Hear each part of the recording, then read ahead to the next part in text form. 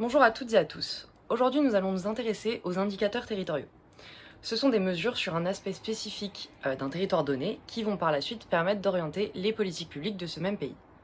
Je vous laisserai le choix de parler des autres puisqu'il en existe une très grande variété. Pour notre part, aujourd'hui, on va s'intéresser à l'OCDE.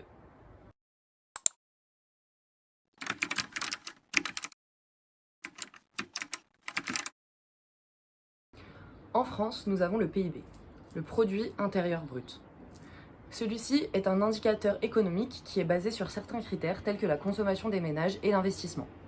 Cependant, il peut paraître incomplet puisque ne prend pas en compte certaines externalités et est justement centré sur des critères économiques. Mais pour vous, est-ce suffisant pour faire de cet indicateur un bon indicateur? C'est ce que nous allons constater tout de suite. Alors, selon vous, si on devait créer un autre indicateur territorial pour évaluer la santé d'un pays et l'efficacité des politiques mises en place au sein de celui-ci, quels critères devrait-on évaluer? Alors pour moi, ce qui est important, c'est le niveau de scolarité, enfin le niveau scolaire de la population, le niveau aussi de soins, l'accès aux soins. Il y a aussi l'accès à la culture qui est important. Pour moi, un indicateur, ce serait le taux d'accès aux loisirs et aux vacances. Pourquoi? Parce que plus on part en vacances, déjà il faut avoir les moyens de partir en vacances.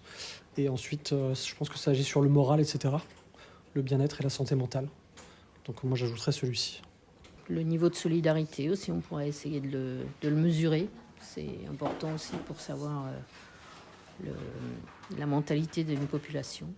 Quelque chose de très important qui est à quantifier et qui est, pour lequel il nous faut un indicateur, je pense en France, c'est la santé mentale. On est dans un pays où ça fait quand même des dizaines d'années qu'on sait qu'on est parmi les champions dans la consommation d'antidépresseurs. Donc je pense que c'est un problème qui n'est pas assez mis en avant et mis en lumière. On constate donc que les critères économiques ne sont pas ceux qui intéressent le plus la population. On va parler maintenant d'un autre indicateur. Mais avant de parler de l'OCDE, on va d'abord s'intéresser à son histoire. On constate les premières traces de cette organisation à partir de 1948, période d'après-guerre où les pays occidentaux cherchent à se reconstruire. Cette reconstruction a été permise à travers le plan Marshall américain et administré par l'Organisation européenne de coopération économique, autrement dit l'OECE.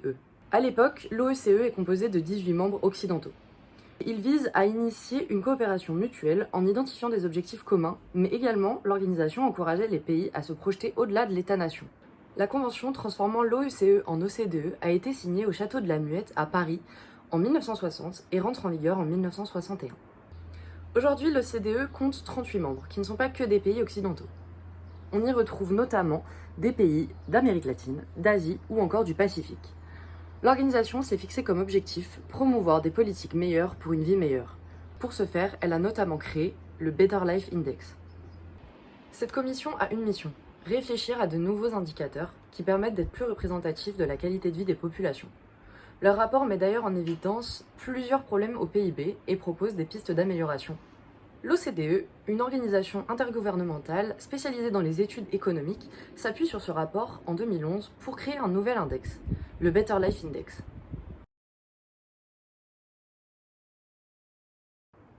C'est en 2008 que tout commence. Le monde connaît une crise économique sans précédent, et c'est alors qu'émerge une prise de conscience globale. Nos indicateurs sont tout simplement incomplets. Certes, le fameux PIB est un bon indicateur de croissance économique, mais il ne prend pas en compte le bien-être de sa population. En effet, les citoyens peuvent rencontrer des situations de précarité, de pollution ou de mal-être dû à l'environnement, celui-ci continuera d'augmenter. C'est dans ce contexte que le gouvernement français, sous l'impulsion de Nicolas Sarkozy, crée la commission Stiglitz-Sen-Fitoussi, d'après le nom des économistes qui la composent. Cette commission a une mission, réfléchir à de nouveaux indicateurs qui permettent d'être plus représentatifs de la qualité de vie des populations. Leur rapport met d'ailleurs en évidence plusieurs problèmes au PIB et propose des pistes d'amélioration. L'OCDE, une organisation intergouvernementale spécialisée dans les études économiques, s'appuie sur ce rapport en 2011 pour créer un nouvel index, le Better Life Index. Alors, comment fonctionne cet indicateur? Eh bien, plutôt que se baser sur des critères économiques, il se base sur 11 critères fondamentaux axés sur la qualité de vie des populations. Ces 11 critères sont les suivants: le logement, le revenu, l'emploi, les liens sociaux, l'éducation, l'environnement, l'engagement civique, la santé, la satisfaction, la sécurité et l'équilibre entre le travail et la vie personnelle. Chacun de ces critères est mesuré à l'aide de plusieurs indicateurs précis.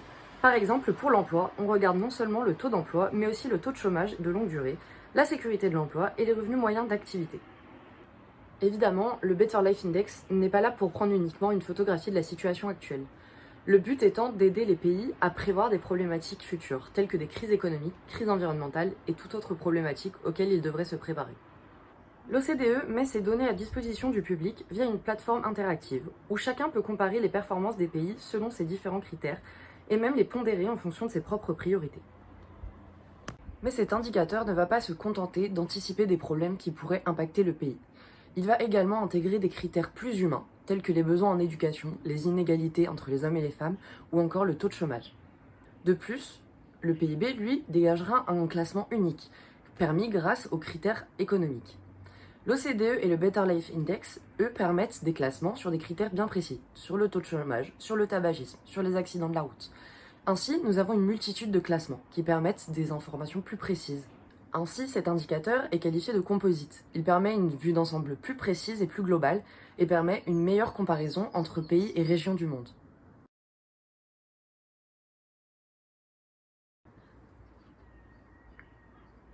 Des comités spécialisés dans des domaines tels que la fiscalité, la science et la technologie, l'économie ou encore l'environnement constituent l'OCDE.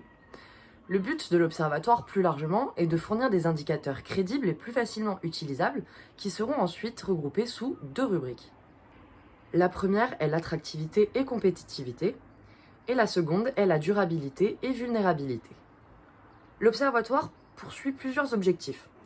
Rassembler le plus largement possible l'information disponible sur les sujets de la compétitivité durable, mettre en correspondance des moyens et des résultats en portant attention aux dimensions à la fois macroéconomiques et microéconomiques aux données agrégées et sectorielles, évaluer les performances nationales après ajustement pour l'impact de certains facteurs d'environnement exogènes, et enfin, traiter le caractère durable de la compétitivité en relation avec les diverses sources de vulnérabilité qui peuvent l'affecter.